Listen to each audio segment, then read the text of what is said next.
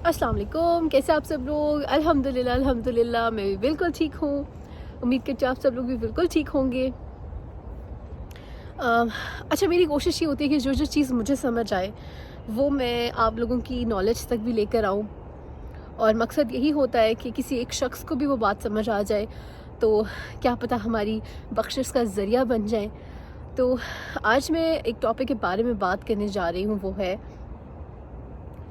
कि कुरान पाक में पेशानी को झूठा करार दिया गया है। तो अब सूरह अलक में आयत नंबर 15 और 16 में अल्लाह ताला फरमाते हैं, हाँ, अगर बाज ना आया तो ज़रूर हम पेशानी के बाल पकड़कर खींचेंगे। कैसी पेशानी? झूठी पेशानी। तो अब क्वेश्चन यहाँ पर आता है कि पेशानी को, आपको पता है पेशानी होती है forehead, this part of the face, तो इसको झूठा और ख़ताकार क्यों कहा गया है?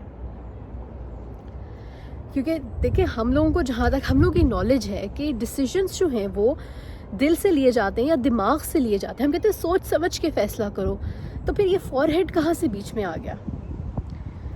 अब मैं आप लोगों को बताती हूँ कि आजकल के जो साइंटिस्ट ने रिसर्च की है तो उसकी बेसिस पे बात बताया कि जो हमारा फॉर ब्रेन है, ये जो फॉर ब्रेन है जिसको पेशानी कहा गया है, इसी से डिसीजंस लिए जाते हैं, इसी से थिंकिंग होती है, इसी से एग्जीक्यूटिव फंक्शंस हम लोग करते हैं, ठीक है। इसी से हम सोशल बिहेवियर शो करते हैं कि weather to do this action और नॉट, ठीक है। तो हमें कोई काम करना चाहिए, नहीं करना चाहिए, वॉलंटरी एक्शंस इसके थ्रू होते हैं। ये सारे मेडिकल टर्म्स हैं, लेकिन मैं आपको अगर सिंपल वर्ड्स में बताऊं तो हमारा सोचना, हमारा फैसला करने का इख्तियार, वो सब कुछ ब्रेन के इस पार्ट से हो रहा होता है, ठीक है।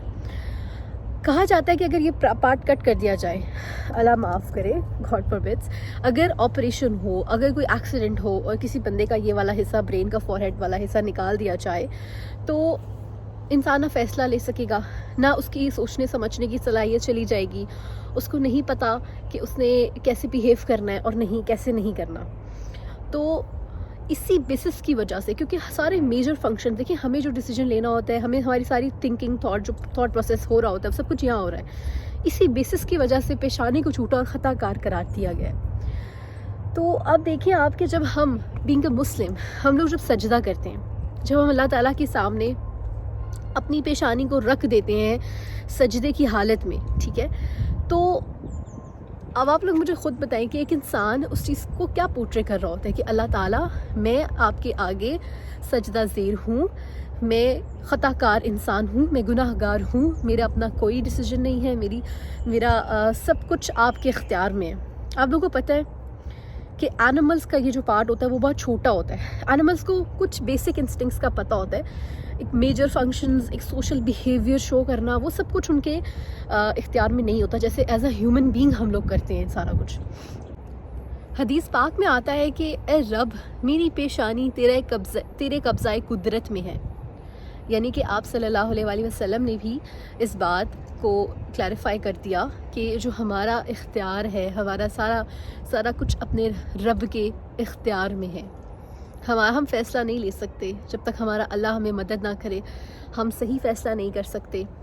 अच्छा, अब जब हम सजदे की हालत में होते हैं तो हमारी जो सारी सर्कुलेशन है, ब्लड है, वो सब कुछ ब्रेन की तरफ चला जाता है, ठीक हो गया। तो हमारी सारी जो फीलिंग्स है ना, गुस्सा है, रेज है, किसी के ख़िलाफ़ नफ़रत है, जो कुछ भी इमोशंस है, वो सब कुछ वो दिल से दिमाग की तरफ चले जाते हैं। और फिर जब हम अल्लाह ताला के आगे सजदा ज़ेर हो जाते हैं, अपने आप को के लिए सरेंडर कर देते हैं अल्लाह ताला के आगे, तो फिर हम क्या करते हैं? तो फिर हमारे ऊपर रहमत की तजल्ली पड़ती है, तो फिर अल्लाह ताला की तरफ से भी हमारे ऊपर रहमत बरसती है।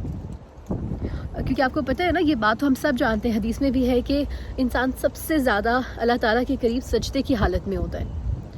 गोया कि वो, देखिए अल्लाह ताला बादशाह है, वैसे हम कहते हैं अल्लाह ताला आसमान में ऊपर है, लेकिन हम अल्लाह के सबसे ज़्यादा करीब सजदे की हालत में होते हैं जब हम अपनी पेशानी को ज़मीन पर रखते हैं। इसीलिए आपको पता है साइंटिस्ट ने एक और रिसर्च भी की है और उसमें ये बात बताई गई है कि आप लोग ज़्यादा देर के लिए सजदा करें।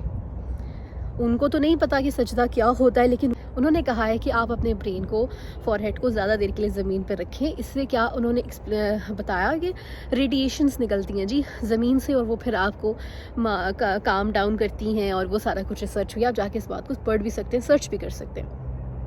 تو ہمارے اللہ تعالیٰ نے، ہمارے پیارے نبی نے 1400 سال پہلے ہی ہمیں یہ ساری باتیں بتا دیں. بس یہ ہے کہ ہمیں ان پہ عمل کرنا ہے، اور اپنی مرضی کو، اپنے آپ کو بڑا نہیں سمجھنا. ہر کام میں اللہ سے مدد مانگنی ہے. کوئی بھی ڈیسیجن کرنا ہے، دعائے استخارہ پڑھا کریں. آپ لوگ کو زندگی کا بڑا فیصلہ اگر کرنا ہو تو اس کے لیے لازماً دعائے استخارہ پڑھنا شروع کر دیں. پھر یہ ہوتا ہے کہ جو بھی حالات ہوتے ہیں وہ آپ کے مطابق ہو جاتے ہیں.